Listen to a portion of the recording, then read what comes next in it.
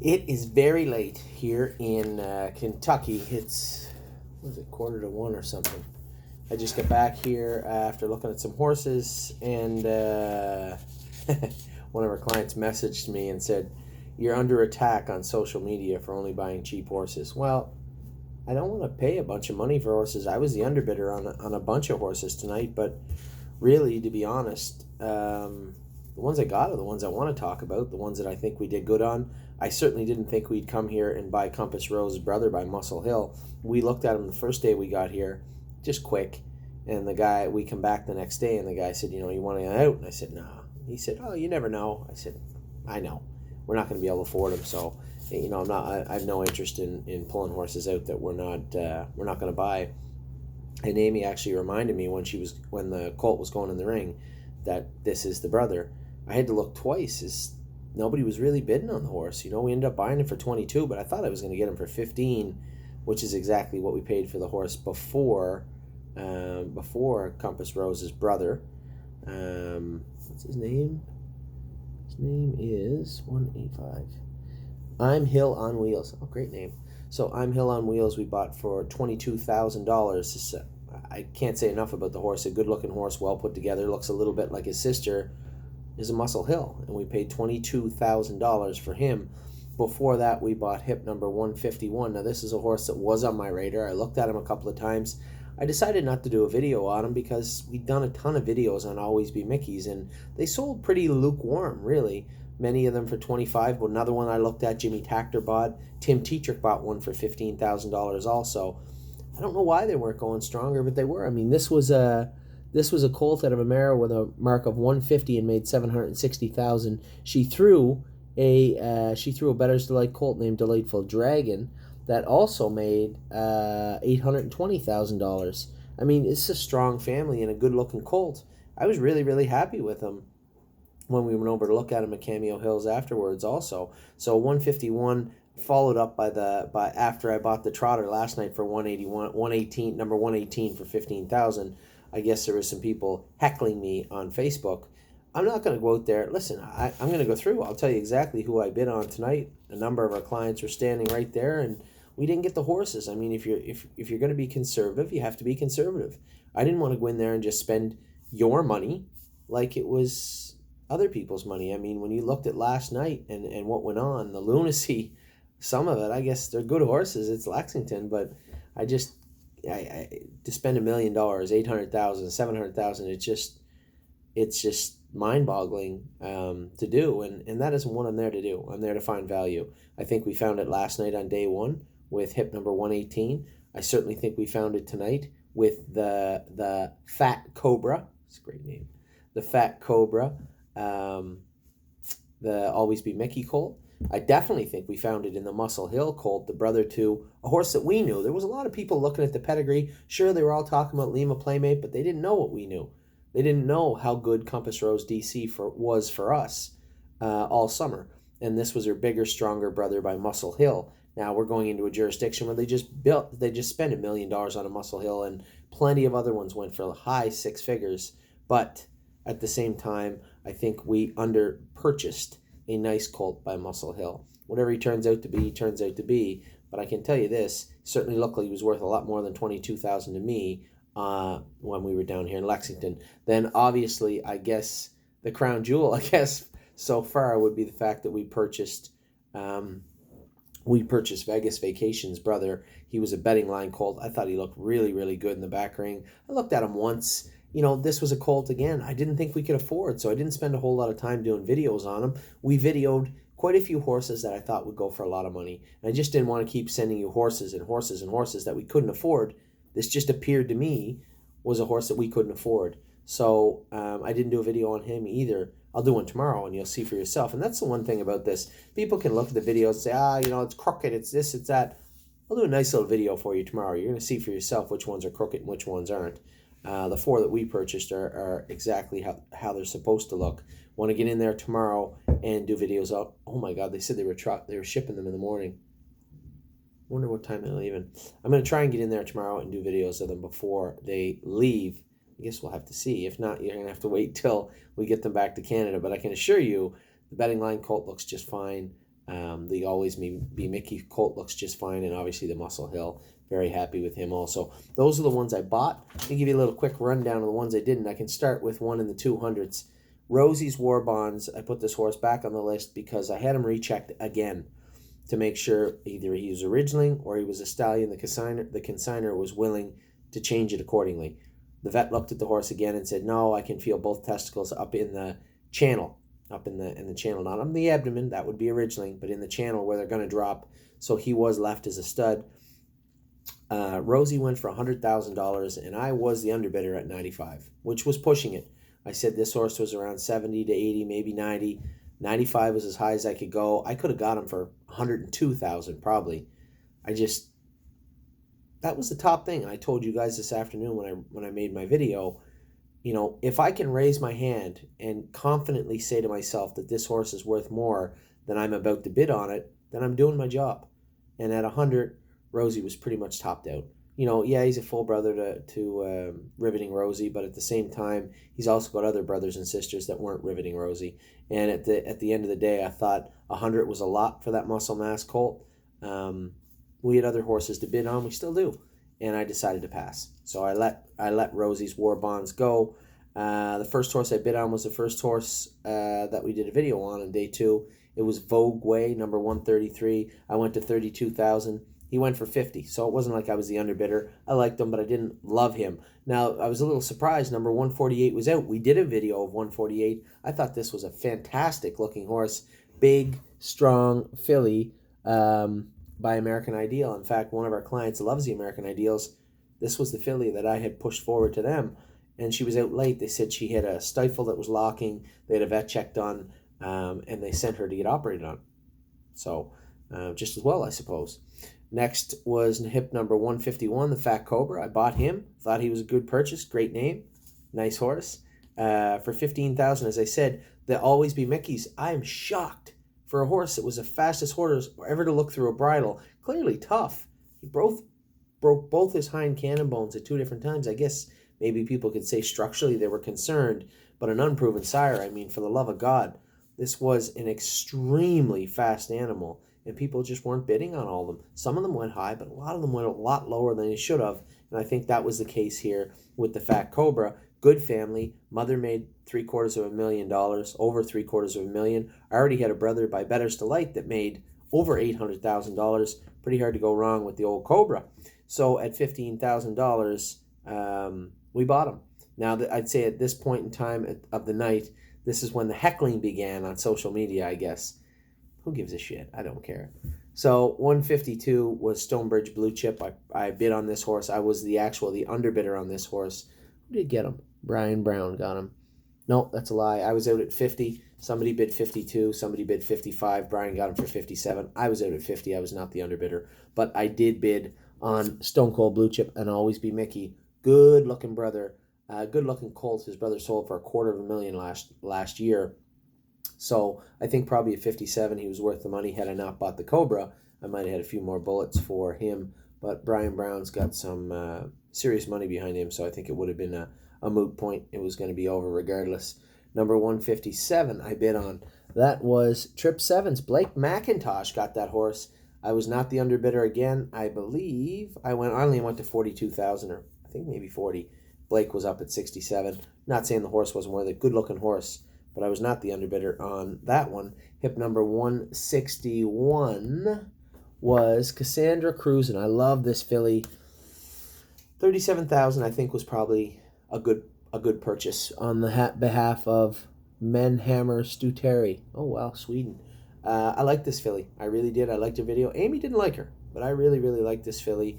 And I almost pulled the trigger on her even at 37. I think she was even worth more than that, but I saw a lot of horses I liked coming behind. At this point, keep in mind, still Rosie was on my mind. This horse was coming soon. I absolutely loved 2 Chapter 7 fillies tonight. I didn't get either of them. I was the underbidder on one. I was out a little earlier on the other one at bar hopping. We'll talk about that one in a minute. Next was 163.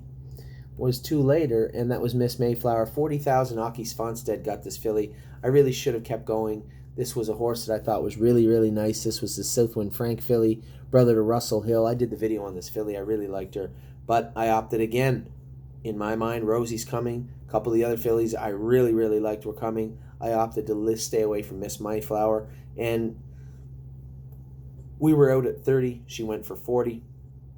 Then we skipped for a bit. We were out to 184. Number 184 was Bad Liar. I love this filly. I was nowhere near getting her. She went for 90. I think I was out at, I don't know, I'm going to say 50, 55, somewhere around there. I was nowhere near getting her. But beautiful filly. This also was an Always Be Mickey out of a sister, first foal out of a sister to Oohs and Ahs. So, Mike, if you're out there watching, I did bid on her, but I did not get her. I couldn't pay $90,000 for her. Next horse in the ring actually was 185, and that was our boy, I'm Hill on Wheels. I was shocked. I just assumed this horse would bring the Muscle Hills were going huge. This horse looked good. I'm thinking 70, 80. I'm not paying 70 or 80,000 for a Muscle Hill. How can I pay $22,000 for such a good-looking horse who's a brother to a horse we had last year? We had the last one by Uncle Peter.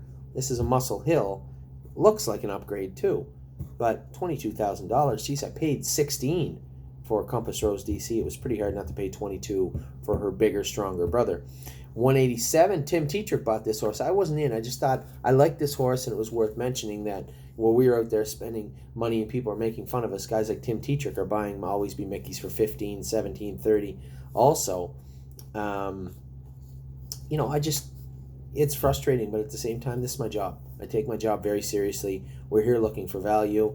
We won't know till next June what I bought or what I didn't buy, but at the same time, spending your money is like spending mine. I always say that, and I think we did a good job so far in Lexington. I think we did a very good job tonight. It was worth noting that Tim bought one for 15, also a horse that we had picked out, Perfect Mickey. Number 189 was Kayla's Playmate. Now, this is funny. So we bought a Muscle Hill, sister to Compass Rose DC and Lima Playmate. The unraced other sister was unraced, right? No, she took a mark of 59.4, made $44,000 by credit winner.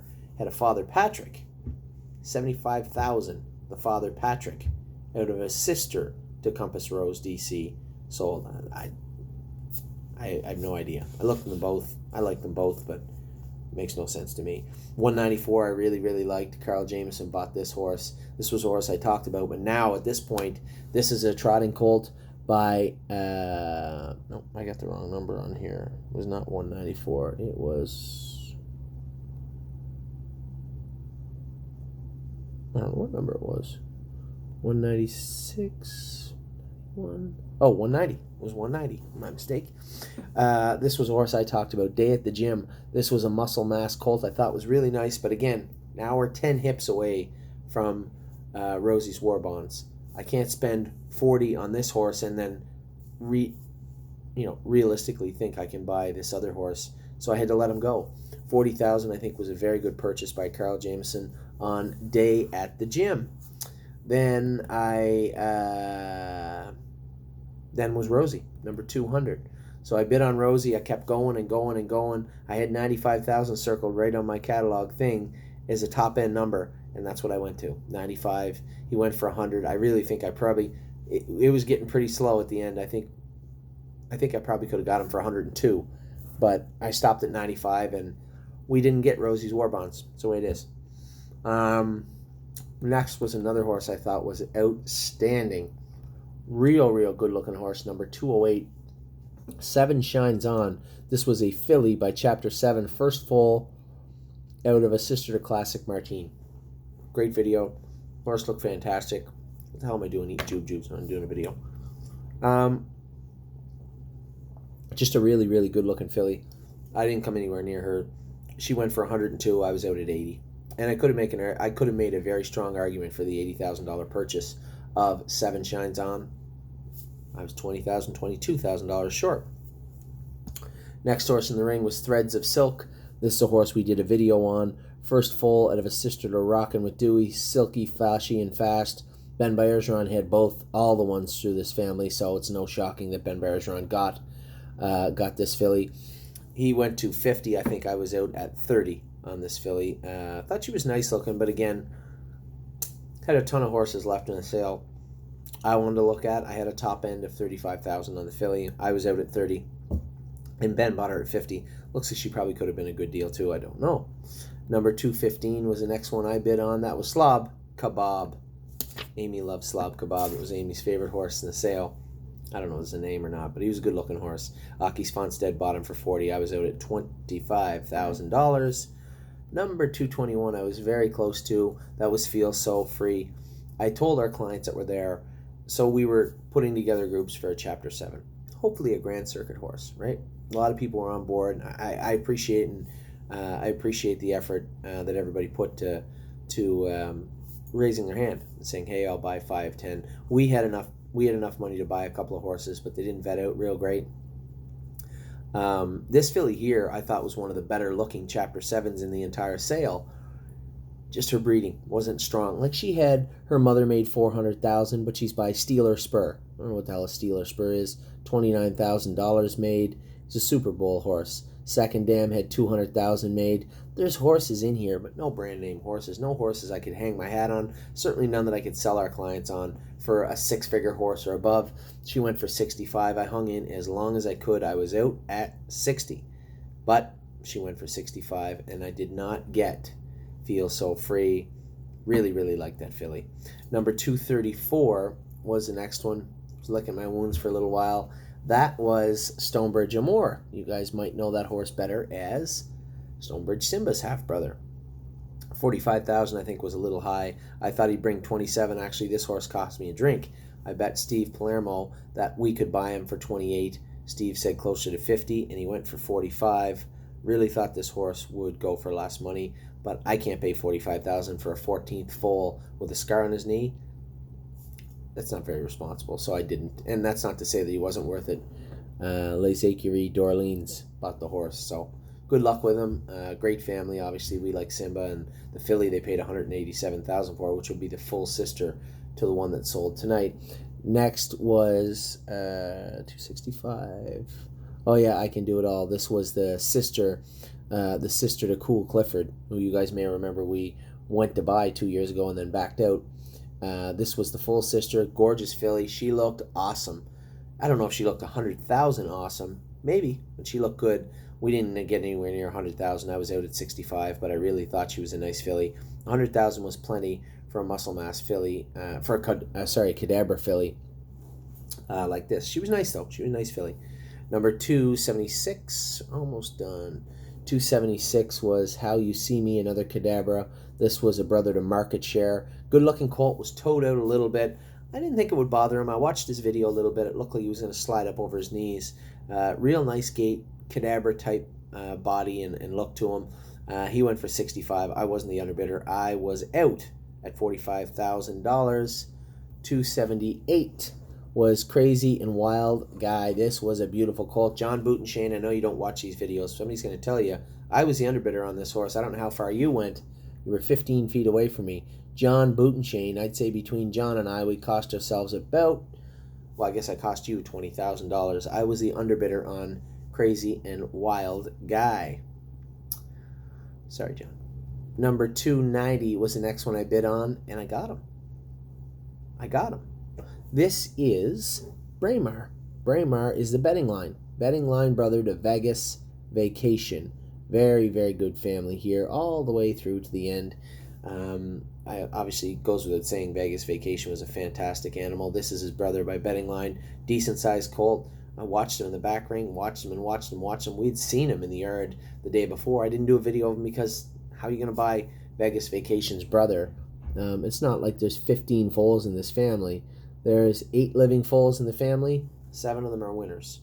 And obviously Vegas Vacation is the big winner at $1.1 million made, and a mark of 48.3 as a 3-year-old. How can't you buy Braemar for that? I'm sure somebody can tell me how you can't, but I couldn't. At $30,000, people are with us. We thought 60. I would have bought him for 50, to be honest, probably. He was that good looking. But at 30, hey, I'm happy. And I think everybody else should be also. It's near the end. I know that a lot of our clients are waiting for 296 to come in the ring. Stonebridge Nitro. This was the full brother to Tito that raced against Cruising with Style, so our clients knew him somewhat. I thought this was a nice filly. I think John Bax made a good buy here. I was the underbidder on this horse at 45. I thought I had him for a lot less, and somebody jumped in. Maybe he was just waiting. But he was a very, very nice horse. I was out at 45, and John got him for 50. So good for John. He made a good purchase there, I believe. And then the last horse I bid on that went in the ring was Effusiv's brother. Half-brother to Effusive by Cantab Hall. I figured 30, 32.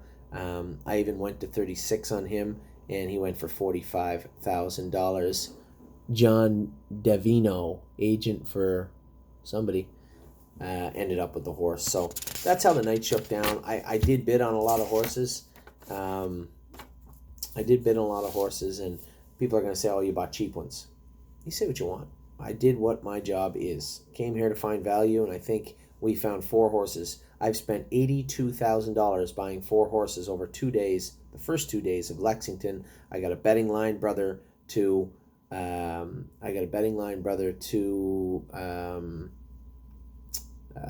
Vegas Vacation. I got a Muscle Hill brother to Compass Rose DC. I got a Always Be Mickey Colt out of a mare that made $750,000, over $750,000. A brother by Bettor's Delight that made $820, took a mark of 150 flat. And then, of course, last night I bought a Father Patrick filly, who in the third dam has Chocolatier, world champion, 1.3 million made, and Sugar Trader, 730,000 made. Second dam's got one that made $250,000. First dam, kind of weak. So that's what I've been up to at Lexington. I think I've done my job well so far. We do have some horses. I'm going to send out some emails tomorrow, but a couple of horses I find very interesting. There's one Chapter 7 left that I'm very interested in. But again, I'm interested in a Chapter 7 that might be a little more than just a New York Sires horse. And if I think that it is just a New York Sires horse, not that interested. We'll see maybe if one comes up at Harrisburg. But the ones that I thought were rather deep in the pedigree and looked really, really good here, they went really high, or we just didn't buy them. So that's it for Lexington, day number 2. I think we tackled some issues today with some of the billing that was a problem. Kelly and Wendy are getting everything set up to sell the shares in the horses tomorrow. We've already had a number of clients put their names in for some of the horses. I forwarded those to Kelly and Wendy. They'll be going up tomorrow with the horses. If Doyle hasn't picked the horses up already to go home, I will do videos of them in the morning. So that's it for me. That's it for everybody here at Lexington. It's a little after 1 here. 1 in the morning. Everybody's asleep and gone to bed, as I will be in a moment also. Tomorrow's a new day. We have a number of horses on our docket to look at tomorrow.